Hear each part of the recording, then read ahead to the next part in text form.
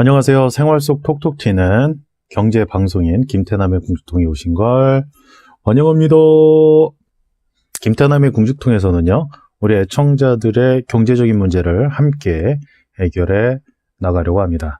매일 날마다 나오는 경제 뉴스, 이제는 좀 제대로 해석해서 가정경제를 흑자로 만드는데 도움이 되고자 하니까요, 구독과 좋아요 많이 눌러주시기 바랍니다.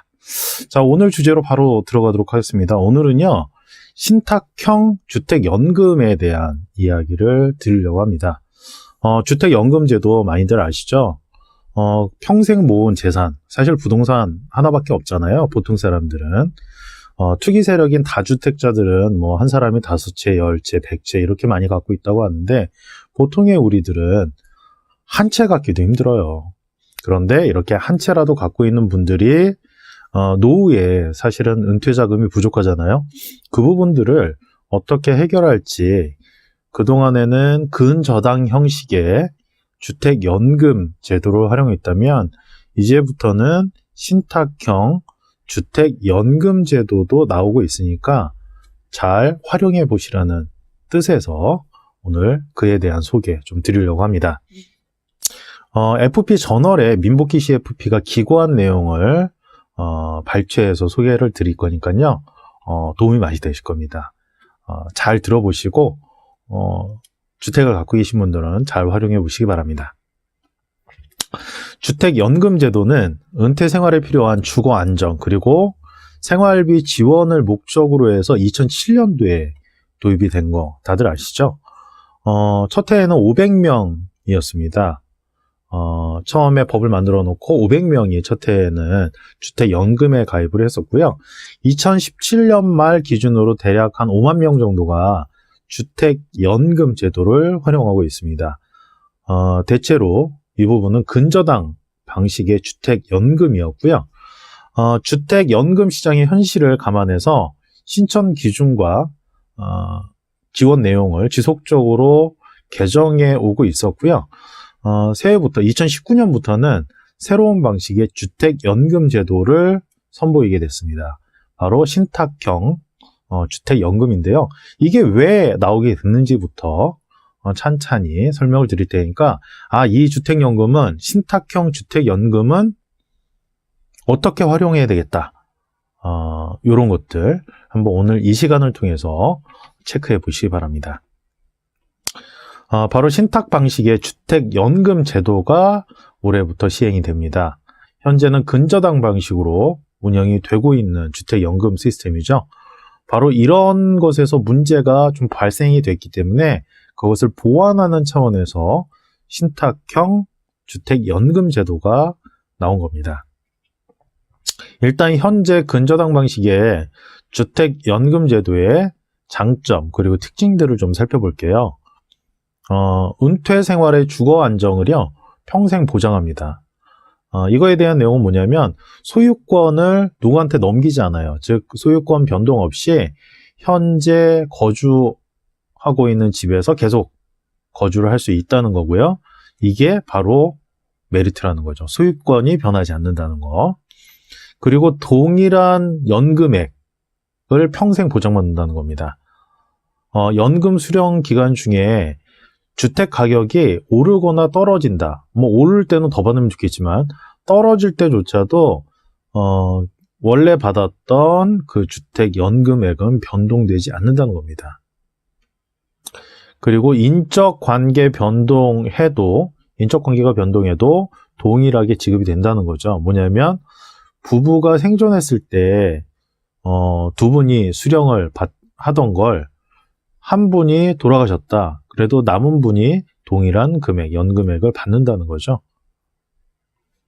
그리고 담보 물건, 즉 부동산 물건의 잔존 가치는 승계를 해주게 됩니다.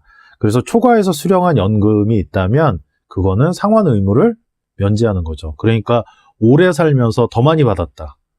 주택 가격보다, 담보 가치보다 더 많이 받았다고 해서 물어내라는 거는 없다는 겁니다.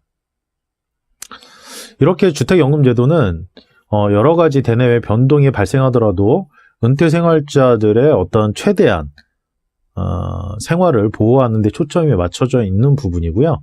그럼에도 불구하고 중도 해지가 계속 발생이 되고 있다고 합니다. 안타까운 현실이죠. 피치 못할 사정이 분명히 발생하기 때문일 텐데요.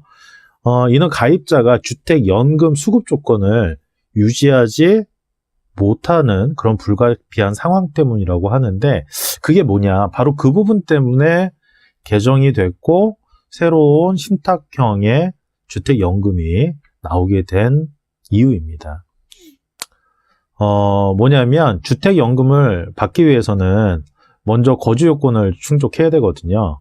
그리고 부부 가입자의 경우에는 주택 소유자의 사망 시에 배우자에게 주택연금이 승계가 돼야 됩니다.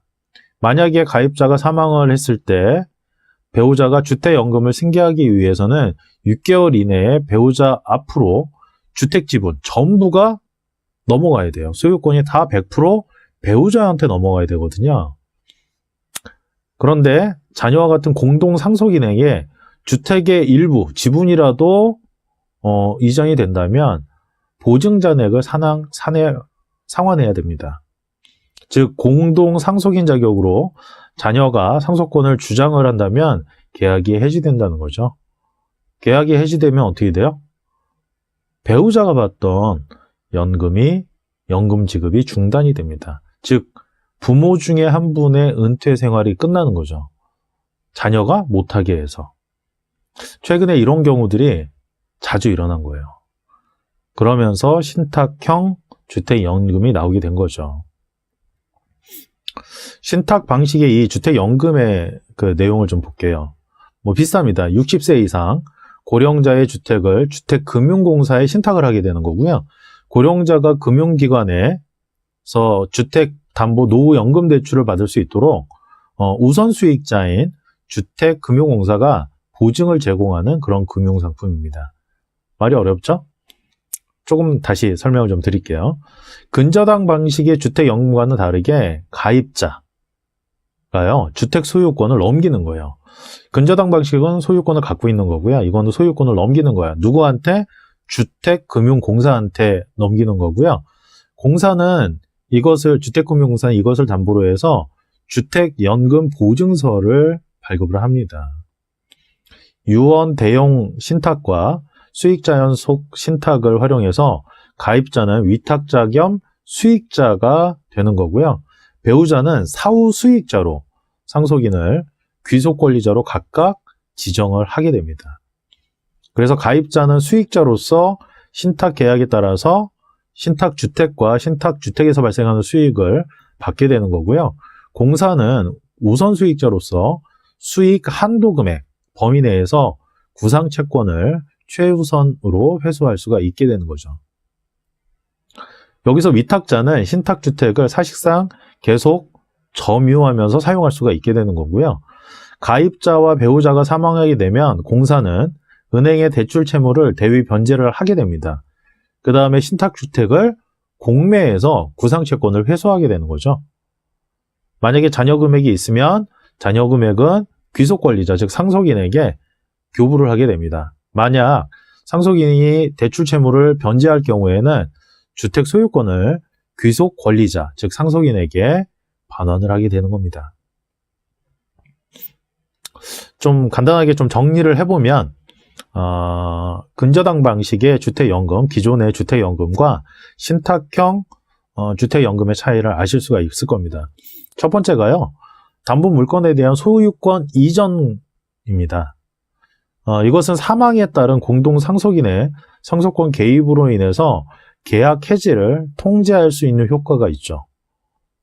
은퇴생활자의 자산 통제력을 보호하는 것이기도 하고요.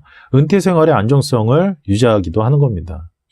기존에는 부모 부양을 가족이 책임졌죠. 하지만 부모 스스로 해결해야 한다는 인식이 증가하고 있습니다. 그에 따라서 은퇴생활자 스스로가 자산 통제력을 확보할 수 있어야 한다는 측면에서 신탁 방식의 주택연금이 의미가 있는 것이겠죠. 한마디로 자녀가 터치할 수 없는 영역으로 넘어오게 된 겁니다. 두 번째로는 채권 처분이 공매로 이루어진다는 겁니다. 이게 큰 차이가 있는 건데요.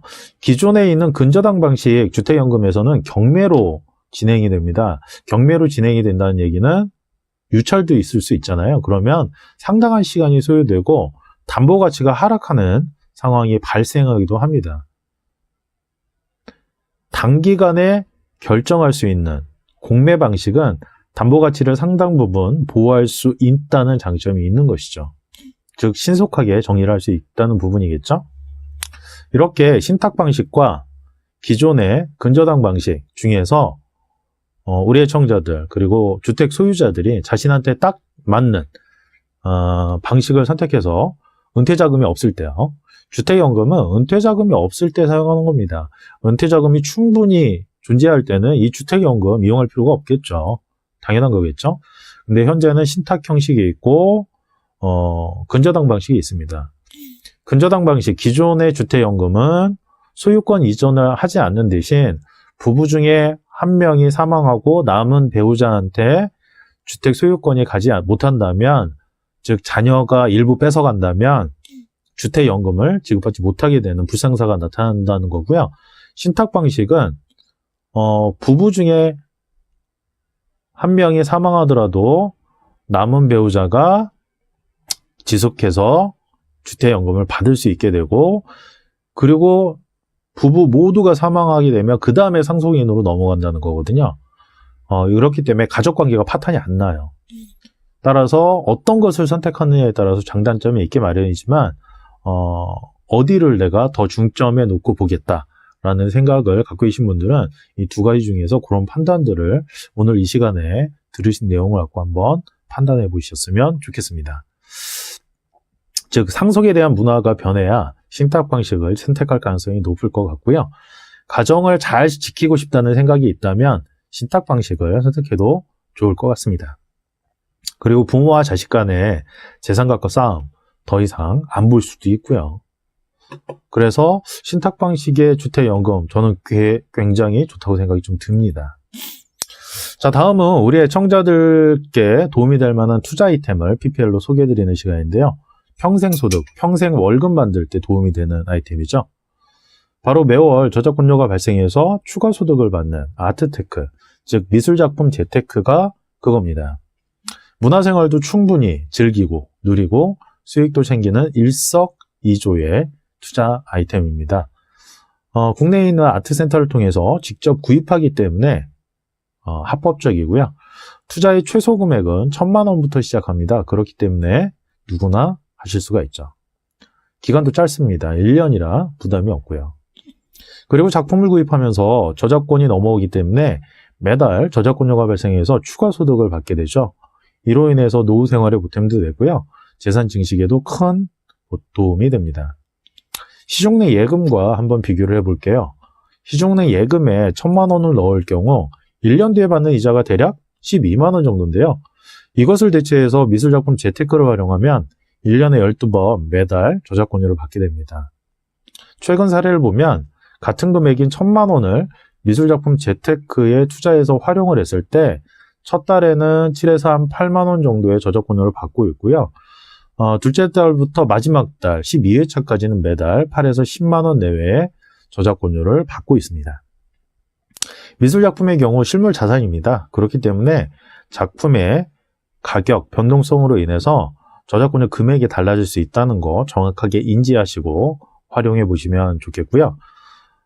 종잣돈이 크지 않아도 누구나 활용할 수가 있습니다. 그렇기 때문에 우리 애청자와 시민들께 소개해 드리는 거고요.